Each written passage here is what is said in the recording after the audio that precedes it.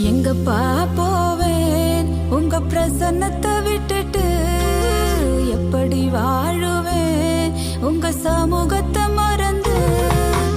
எங்கப்பா போவேன் உங்க பிரசன்னத்தை விட்டுட்டு, எப்படி வாழுவேன் உங்க சமூகத்தை மறந்து.